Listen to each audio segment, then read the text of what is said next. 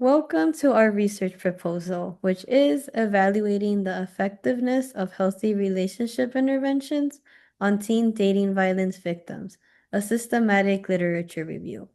And me, Cecilia Plascencia, and Angelina Dailo. will be presenting today. So for today's agenda, we'll be focusing on the research problem, the literature review, and our proposed methodology. So to start off, we'll be discussing about the research problem. So our problem statement is adolescent dating violence. And adolescent dating violence is a global issue among teens, which places them at risk of abuse, mental health problems, and harmful behaviors.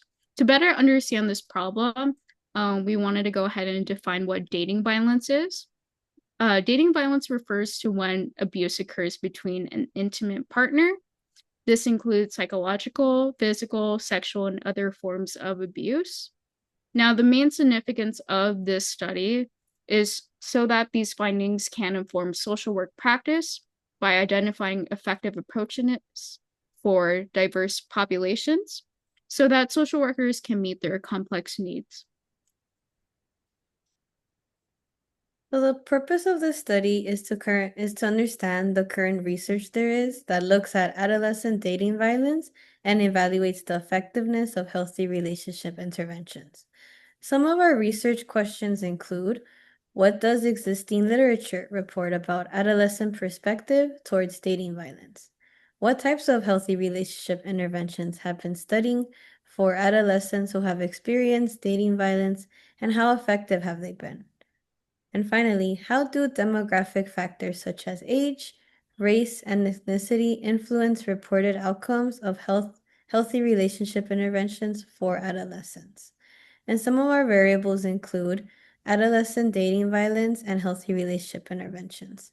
Adolescent dating violence will be defined as intimate relationship violence among adolescents that includes physical, emotional, sexual abuse, and a pattern of controlling behavior.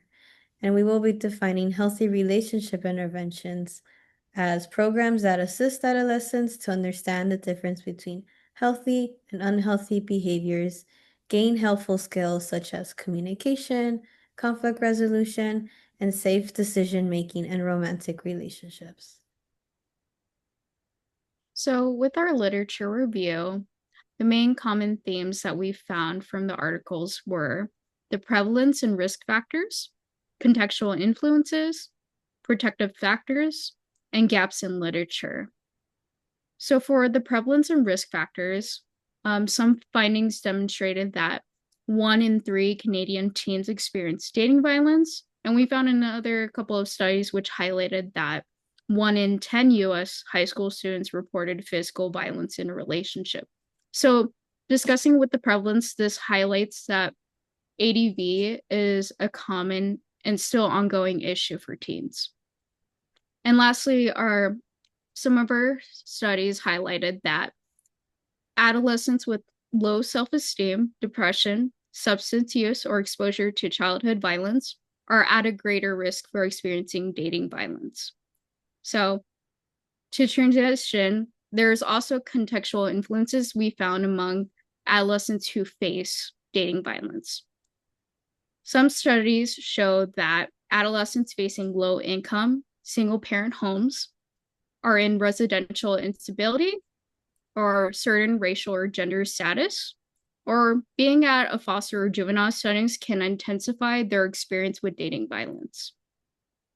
And to transition into protective factors, some studies found some protective factors such as strong peer and family support, open communication with caregivers, and pro-social friendships, which all of these can buffer against negative outcomes and promote healthier relationships.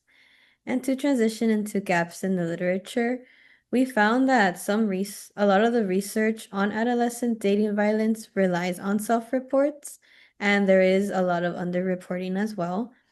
And only a few studies focused on marginalized groups such as LGBTQ plus youth and teens in foster care or unstable housing, which makes some of these findings less inclusive and generalizable.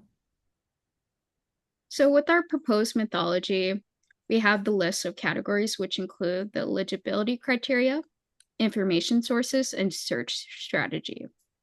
So, under the eligibility criteria, we want to focus on literature that is from the past 10 to 15 years, with the exception of a few literature reviews being from 16 years ago. These literature reviews will also be mainly from the US and Canada, as those references will be in English. And lastly, these references will be peer reviewed. And some of our information sources, so the databases we are using are PsycInfo, ScienceDirect, and EBSCO. And our search strategies includes using keywords like to search for articles such as dating violence, healthy relationships, adolescent relationships, teen dating violence, and healthy relationship programs. And thank you so much for listening to our research proposal.